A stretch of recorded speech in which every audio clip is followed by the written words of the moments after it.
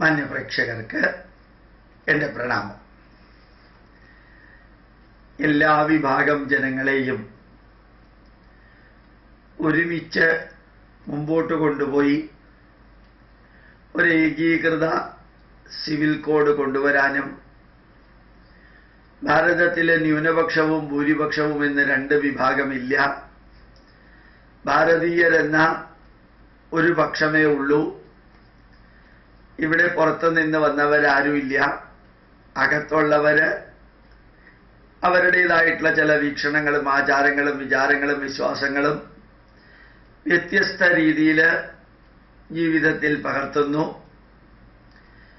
ഇങ്ങനെ കുറേ കാര്യങ്ങൾ നമ്മൾ നിരന്തരം ഓർമ്മിപ്പിക്കുകയാണെങ്കിൽ ഒരു പക്ഷേ ക്രിസ്ത്യാനിക്ക് ന്യൂനപക്ഷത്തിന്റെ അവകാശം വേണമെന്ന് ശഠിക്കാനോ മുസ്ലിങ്ങൾക്ക് ന്യൂനപക്ഷ അവകാശം വേണമെന്ന് പറഞ്ഞ് സമരം ചെയ്യാനോ തോന്നില്ല. നിരന്തരം ശ്രമിച്ച് അവരുടെ മനസ്സിൽ മാറ്റം വരുത്തുകയാണെങ്കിൽ എല്ലാ ക്രിസ്ത്യാനികളും മാറുമെന്നല്ല, എല്ലാ മുസ്ലിങ്ങളും മാറുമെന്നല്ല, മറിച്ച് വലിയൊരു വിഭാഗത്തിന് ഇപ്പൊ തന്നെ തോന്നിയിട്ടുണ്ട് ഇവിടെ ന്യൂനപക്ഷവും ഭൂരിപക്ഷവും എന്ന രണ്ട് പക്ഷത്തിന്റെ ആവശ്യം എന്താ? എല്ലാവരും ഭാരതീയരാണ്, എല്ലാവർക്കും ഒരേപോലത്തെ നിയമവും ഒരേപോലത്തെ സ്റ്റാറ്റസും ഒരേപോലത്തെ അവകാശങ്ങളും തരികയാണെങ്കിൽ എത്ര ഗംഭീരമായിരിക്കും. പണ്ട് ഭാരതത്തിലെ സോളിസിറ്റർ ജനറൽ അമേരിക്കയിൽ ചെന്ന് അമേരിക്കയിലെ ജനതയോട് വളരെ അഭിമാനത്തോടുകൂടി പറഞ്ഞ ഒരു സംഭവം ഏതാനും ആഴ്ചകൾക്ക് മുമ്പ് ഞാൻ യൂട്യൂബിൽ അപ്ലോഡ് ചെയ്യുകയുണ്ടായി.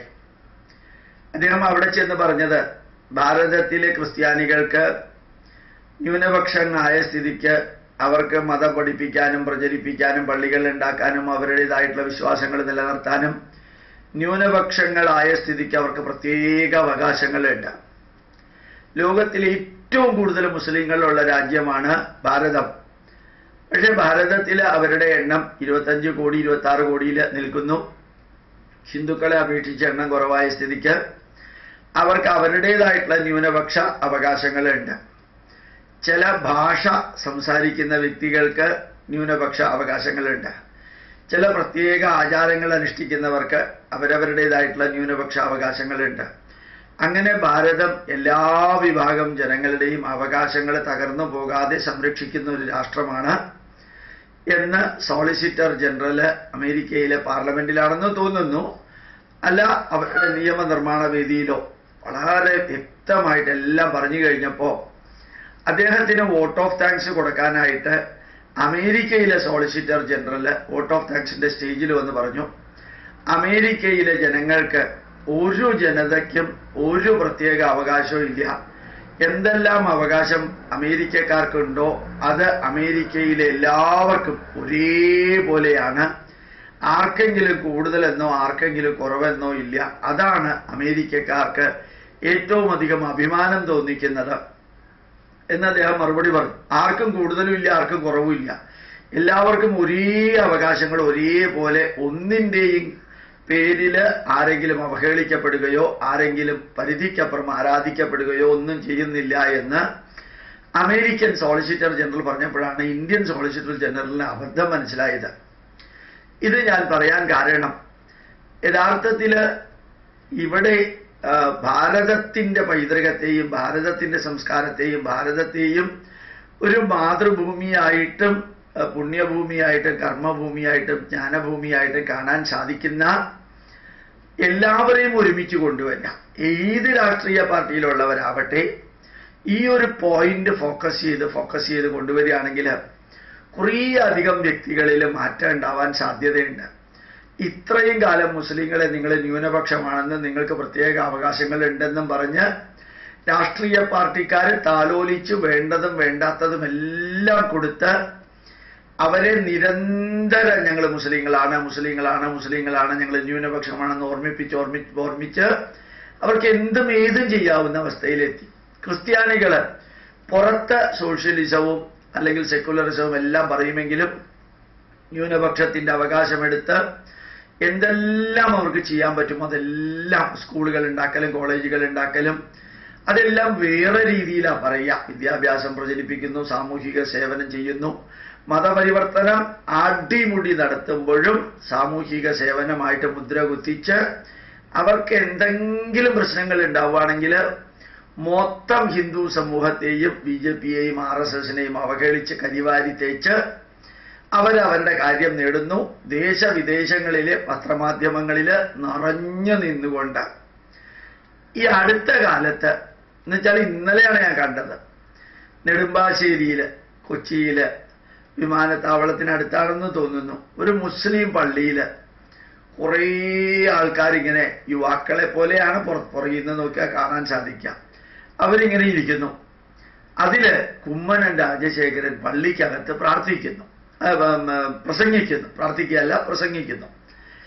അപ്പോ അതിന്റെ ടൈറ്റിലിൽ ഇതൊന്നുമില്ല. കുമ്മനം രാജശേഖരനാണെന്ന് വളരെ വ്യക്തമായിട്ട് നോക്കിയാലേ മനസ്സിലാവുള്ളൂ. എന്നിട്ട് അതിന്റെ ചുവട്ടിൽ ഒരു ടൈറ്റിൽ ഉള്ളത് കൊണ്ടാണ് കുമ്മനം രാജശേഖരനാണെന്ന് മനസ്സിലാവുന്നത്. ഏതായാലും ഇരിക്കുന്നവർക്കെല്ലാവർക്കും, നൂറുകണക്കിന് ആൾക്കാർ ഇരിക്കുന്നവർക്കൊക്കെ വെള്ളത്തൊപ്പിയുണ്ട്. അതുകൊണ്ട് മുസ്ലിങ്ങളാണെന്ന് വിചാരിക്കാം. ഏതായാലും അതിന്റെ ചുവട്ടിലുള്ള ഇത് ഇന്ന പള്ളിയിൽ ഹജ്ജ് സമിതിയുടെ മീറ്റിങ്ങിൽ കുമ്മനം രാജശേഖരൻ പ്രസംഗിക്കുന്നു എന്നാണ് വാർത്ത. ഈ ഹജ്ജിലേക്ക് പോവാന്ന് വെച്ച് കഴിഞ്ഞാൽ ഹാർഡ് കോർ മുസ്ലിങ്ങൾ തന്നെയാണ്. അവരിങ്ങനെ സൈലന്റ് ആയിട്ട് ഈ പ്രസംഗം കേട്ടുകൊണ്ടിരിക്കുന്ന ഫോട്ടോ ആണ്, വീഡിയോ അല്ല, ഫോട്ടോ ആണ്. ഇപ്പൊ ശരിക്ക് ഞാൻ ഒരു മുസ്ലിം പള്ളിയിലേക്ക് പ്രഭാഷണത്തിന് പോയി സുൽത്താൻ ബത്തേരിയിൽ എന്ന് പറഞ്ഞിട്ട് യൂട്യൂബിൽ ഒന്ന് അപ്ലോഡ് ചെയ്തപ്പോൾ കുറേ വ്യക്തികൾ അതിനെ അഭിനന്ദിച്ചുകൊണ്ട് എനിക്ക് ഒരു റിപ്ലൈ തരികയുണ്ടായി, ഇമെയിൽ അയക്കുകയുണ്ടായി, ഫോണിൽ പറയുകയും ചെയ്തിരുന്നു. അതേപോലെ കുറെ ജഡ്ജിമാരുൾപ്പെടെ അവര് എന്നെ വിളിക്കുകയുണ്ടായി. അപ്പോ ശരിക്ക് കുമ്മനം രാജശേഖരനെ പോലെ അറിയപ്പെടുന്ന ഒരു RSSകാരൻ, അറിയപ്പെടുന്ന BJPക്കാരൻ, BJPയുടെ പ്രസിഡന്റ്, വിശ്വ ഹിന്ദു പരിഷത്തിന്റെ ചാർജ് ഉണ്ടായിരുന്ന ആളാണ് അദ്ദേഹം. ഫുഡ് കോർപ്പറേഷൻ ഓഫ് ഇന്ത്യയിൽ നിന്ന് രാജിവെച്ച് ഹിന്ദു കാര്യങ്ങൾക്ക് വേണ്ടി പ്രവർത്തിച്ചതിന്റെ ആ ട്രാൻസ്പെറൻസിയും ഡിവോഷനുമാണ് അദ്ദേഹത്തിനെ ശരിക്ക് BJPയുടെ പ്രസിഡന്റ് ആക്കിയത്. അദ്ദേഹത്തിന് ഒരു മുസ്ലിം പള്ളിയിലും ക്രിസ്ത്യൻ പള്ളിയിലും പള്ളിയിലച്ചന്മാരുടെയും ബിഷപ്പുമാരുടെയും മെത്രാന്മാരുടെയും കർദിനാൾമാരുടെയും മുറിയിലേക്ക് വളരെ നല്ല രീതിയിൽ സ്വാഗതമുണ്ട് എങ്കിൽ, അതേപോലെ അദ്ദേഹത്തിനെ പോലെയുള്ളവരെ ഹജ്ജ് സമിതിയിൽ സംസാരിക്കാൻ വിളിക്കുന്നു എങ്കിൽ മിക്കവാറും ക്രിസ്ത്യാനികൾ അങ്ങനെയൊക്കെ വിളിക്കുന്നതിന്റെ പുറകിൽ ഒരു ഉദ്ദേശം ഉണ്ടാവും, അവരുടെ കാര്യം നേടാൻ. മുസ്ലിങ്ങൾ ഒരു ഹാർഡ് കോർ പാർട്ടീസാണ്, അവരെന്തെങ്കിലും കാണിക്കാൻ വേണ്ടിയൊന്നും ആരെയും വിളിക്കില്ല.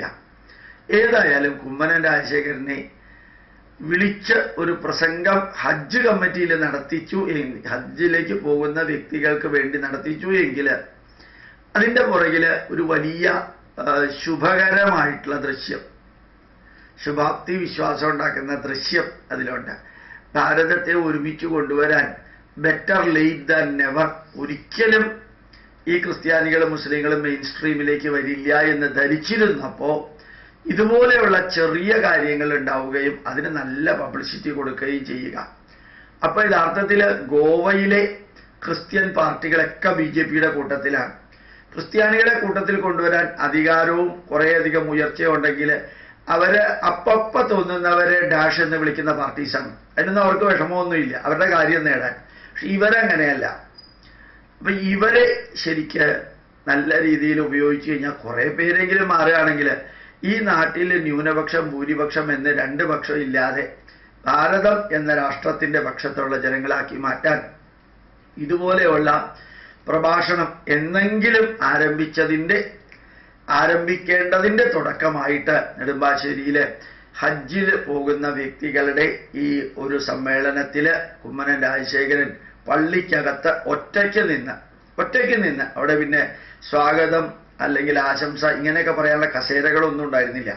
ഒരു മൈക്ക് കുത്തി നിർത്തിയിരിക്കുന്നു, അദ്ദേഹം കുത്തി നിന്ന് അതിൽ പ്രസംഗിക്കുന്ന ഒരു കാഴ്ച കണ്ടു. അത് അതിൻ്റെ തന്നെ ആയിരിക്കട്ടെ എന്ന് പ്രാർത്ഥിക്കുന്നു. ഇനിയും ഭാരതത്തെ മുഴുവനും ഒരുമിച്ച് കൊണ്ടുവരാൻ സാധിക്കുന്ന ഒരു സംഘടനയാണ് എന്ന് നല്ലോണം അറിയാവുന്നവർക്ക് അത് മനസ്സിലാക്കാൻ സാധിക്കും. അവർ തന്നെ മുൻകൈയെടുത്ത് എല്ലാവരും ഒരുമിച്ച് ചേർത്ത് ഭാരതത്തെ ഒറ്റ രാഷ്ട്രത്തിൻ്റെ പ്രതിനിധികളായിട്ട് ഭാരതീയരെ കാണാൻ സാധിക്കട്ടെ. പ്രണാമം, നമസ്കാരം.